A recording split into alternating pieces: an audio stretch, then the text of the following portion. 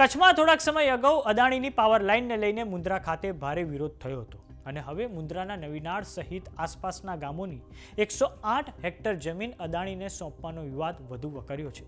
ગજેન્દ્રસિંહ જાડેજાના નેતૃત્વમાં નવીનાળ ગૌચર બચાવ સમિતિ દ્વારા સુપ્રીમ કોર્ટના દ્વાર ખખડાવવાનું નક્કી કરવામાં આવ્યું છે અને આ બાબતે નવીનાળ ગૌચર બચાવ સમિતિના પ્રમુખ ગજેન્દ્રસિંહ જાડેજા સહિતના સભ્યોએ પત્રકાર પરિષદ યોજીને માહિતી પણ આપી છે. આવો જાણીએ સમાચાર વિસ્તારથી. નમસ્કાર, જમાવટ સાથે હું છું પાર્થ.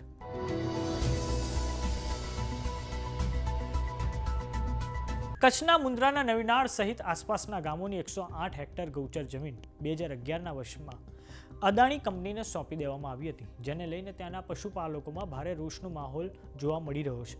આ મામલે કાયદાકીય લડત હાઈકોર્ટમાં ચાલી રહી હતી અને ત્યારબાદ સુપ્રીમ કોર્ટ દ્વારા 27મી જાન્યુઆરીના રોજ ચુકાદો આપવામાં આવ્યો હતો. ગૌરક્ષક ગજેન્દ્રસિંહ જાડેજાની દલીલ છે કે સુપ્રીમ કોર્ટનો જે મૌખિક ચુકાદો આવ્યો છે અને ત્યારબાદ જે ડ્રાફ્ટ ઓર્ડર એટલે કે લેખિત ચુકાદો આવ્યો તેમાં ઘણો બધો તફાવત છે.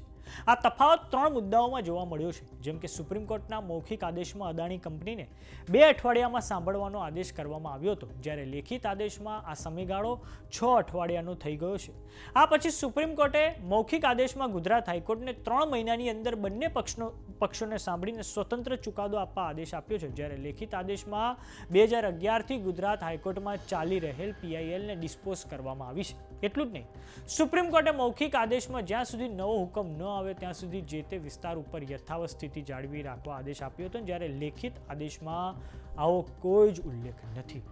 તો હવે નવીનાળ ગૌચર બચાવ સમિતિનું કહેવું છે કે સુપ્રીમ કોર્ટમાં આ કેસની સંપૂર્ણ સુનાવણી યુટ્યુબ લિંક પર ઉપલબ્ધ છે અને દેશના અખબારોએ પણ આ તમામ મુદ્દાઓને લઈને સમાચાર પ્રસિદ્ધ કર્યા હતા. ગૌરક્ષક ગજેન્દ્રસિંહ જાડેજાએ કહ્યું છે કે સુપ્રીમ કોર્ટના મૌખિક આદેશ અને લેખિત આદેશના વિરોધાભાસને લઈને ભૂલ સુધારવા ફરી એકવાર રજૂઆત કોર્ટમાં કરવામાં આવશે. હવે આ સમગ્ર મામલે નવીનાળ ગૌચર બચાવ સમિતિના પ્રમુખ ગજેન્દ્રસિંહ જાડેજાની પ્રતિક્રિયા સામે આવી છે. આવો સાંભળીએ તેમણે શું કહ્યું છે. બોલ બાપુ, આજે પત્રકાર પરિષદ યોજી છે, શું કહેશો, કયા કેસને લઈને શું?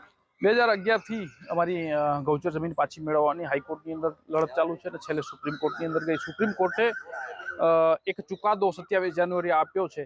એ ચુકાદો જે કોર્ટની અંદર બોલવામાં આવ્યો અને ડ્રાફ્ટ ઓર્ડર જે આવ્યો છે એની અંદર ઘણો બધો વિરોધાભાસ છે. જે વિરોધાભાસને વિશ્લેષણ કરવા આજે પત્રકાર પરિષદ હતી. હકીકત એ છે કે ભાઈ 2024 જુલાઈ 2024ની અંદર નામદાર હાઈકોર્ટે 108 હેક્ટર જમીન અદાણી પાસેથી પાછી લઈને નવીનાળ ગામને સોંપવાની વાત કરી હતી, જેને લઈને અદાણીએ 2011થી જે કેસની અંદર મુખ્ય પાર્ટી છે અને દરેક હેરિંગની અંદર એને સાંભળવામાં આવે છે, એને સુપ્રીમ કોર્ટની અંદર એવો દાવો કર્યો કે ભાઈ અમને વગર સાંભળે આ હુકમ આપવામાં આવ્યો છે. સુપ્રીમ કોર્ટે સ્ટે આપ્યો. ફરીથી 27 જાન્યુઆરીએ સુપ્રીમ કોર્ટે એક ઓર્ડર પાસ કર્યો અને સુપ્રીમ કોર્ટની અંદર જે અદાણીનો દાવો તો ડિસ્પોઝ ઓફ જે કેસ છે ડિસ્પોઝ ઓફ કર્યો. ઓરલ ઓર્ડરની અંદર એવું કહેવામાં આવ્યું કે ભાઈ 2 વીકની અંદર અદાણીને રાજ્ય સરકાર સાંભળે અને એ બાદ 3 મહિનાની અંદર હાઈકોર્ટ એના ઉપર ફરીથી નવો હુકમ સ્વતંત્ર રીતે આપે, પણ અને જે તે જગ્યા ઉપર યથાવત સ્થિતિ 108 હેક્ટર વાળી વિસ્તાર ઉપર યથાવત સ્થિતિ જાળવી રાખી. પરંતુ જ્યારે 12 તારીખે સુપ્રીમ કોર્ટની 15 દિવસ બાદ સુપ્રીમ કોર્ટની વેબસાઇટ ઉપર જે સુપ્રીમ કોર્ટનો ડ્રાફ્ટ ઓર્ડર અપલોડ થયો ને અમે ડાઉનલોડ કરીને જોયું તો એની અંદર ઘણો બધો વિરોધાભાસ હતો. 2 વીકની જગ્યાએ અદાણીને સાંભળવાના 6 વીક થઈ ગયા. હાઈકોર્ટ એના ઉપર સ્વતંત્ર રીતે જે નિર્ણય લેવાની વાત હતી કે સ્વતંત્રતા આપી હતી કે ફરીથી 3 મહિનાની અંદર હાઈકોર્ટ ડિસાઇડ કરે, હાઈકોર્ટની પીઆઈએલ જ ડિસ્પોઝ ઓફ કરી નાખી. સંપૂર્ણ રાઇટ્સ રાજ્ય સરકારને આપી દીધા. જે રાજ્ય સરકારે 2005ની અંદર અદાણીને અમારી જમીન આપી હતી અને કોઈ પણ ટાઈમ લિમિટ નથી. ત્રીજી મહત્વની વાત કે જે તે જગ્યા ઉપર યથાવત સ્થિતિ જાળવવા સ્ટેટસ કોનું સુપ્રીમ કોર્ટે કીધું હતું, જે સ્ટેટસ કો પણ નીકળી ગયો. એના ઘણા બધા એવિડન્સ છે કે ઓરલ ઓર્ડરની અંદર ઘણા બધા રાષ્ટ્રીય ન્યૂઝ પેપરો છે એની અંદર પણ અમે જે કહીએ છીએ ઓરલ ઓર્ડર પ્રમાણે મુદ્દાઓ લખેલા છે. યુટ્યુબ લિંકની અંદર પણ છે. અદાણી પોતે એનએસસી અને બોમ્બે સ્ટોક એક્સચેન્જને લખેલા લેટરની અંદર પણ પોતે સ્વીકારે છે કે સ્ટેટસ કો જાળવવાનો છે.